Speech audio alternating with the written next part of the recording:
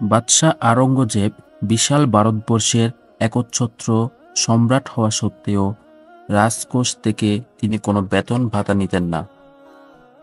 নিজ হাতে টুপি সেলাই করে আর কোরআন মাজিদ কপি করে যা পেতেন তা দিয়ে অতি কষ্টে দিন গুজরান করতেন।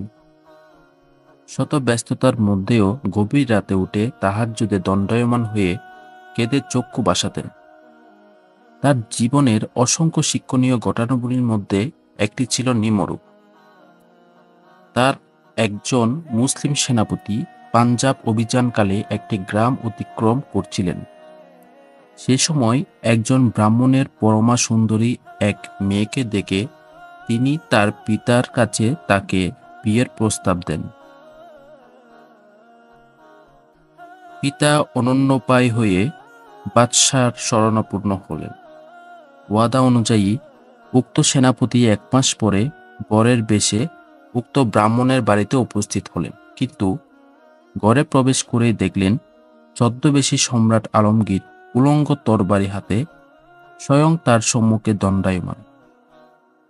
ভয়ে জ্ঞান হারিয়ে সেনাপতি সেখানেই মাটিতে লুটিয়ে পড়ল। গ্রামবাসী হিন্দুরা ওই দিন থেকে গ্রামের নাম পাল্টিয়ে রাখল আলমগীর। যে কামরায় বসে বাদশাহ আলমগীর ওই রাতে ইবাদতরত ছিলেন, ওই কামরাটি আজও হিন্দুদের নিকট পবিত্র স্থান ও সম্মানিত হয়ে আছে। কেউ সেখানে জুতা পায়ে প্রবেশ করে না। শিক্ষা হচ্ছে, আধুনিক বিশ্বের বৃহত্তম গণতন্ত্রের দাবিদার রাষ্ট্র ভারত সরকার কি বর্তমানে সেখানে সংখ্যালঘু মুসলমানদের অধিকার রক্ষা করতে পারছে? না, বরং প্রতিনিয়ত তাদের প্রতি চালাচ্ছে নির্যাতনের স্ট্রিম।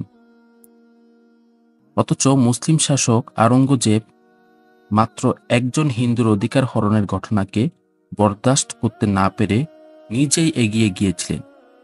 এরপরেও কি তাদের বোধোদয় হবে না?